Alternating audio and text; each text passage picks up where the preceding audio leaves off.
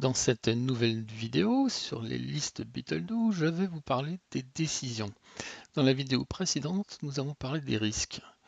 Ce que nous avons oublié de dire, c'est que quelque part, les risques sont associés aux objectifs. Quand on définit un nouvel objectif, on va essayer d'identifier des risques ou des opportunités associées.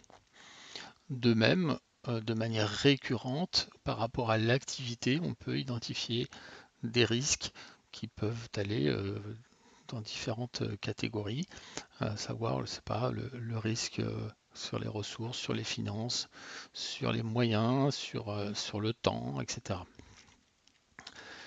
Je vous ai parlé de réduction des risques ou d'amplification des opportunités. Tout ça correspond à des actions que nous allons pouvoir identifier et associer au risque. De même, un risque peut être traité de manière différente. On peut décider de l'accepter tel qu'il est, on peut décider de lancer des actions de différentes natures. C'est pour cela qu'on va pouvoir aussi associer des décisions au risque. Alors si on en vient à notre liste de décisions, elle a une structure relativement simple.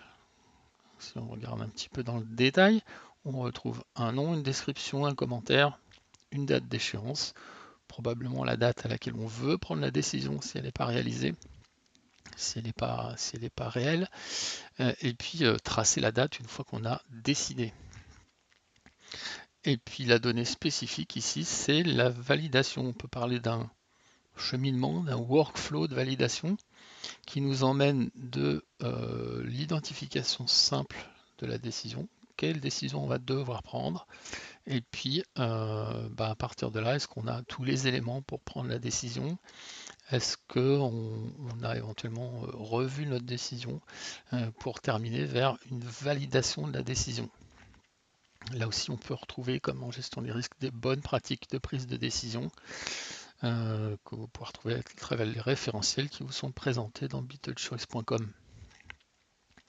Voilà pour cette décision, évidemment, elle va être associée à des actions. Souvent, on décide de faire quelque chose et ensuite on va inventorier les actions associées.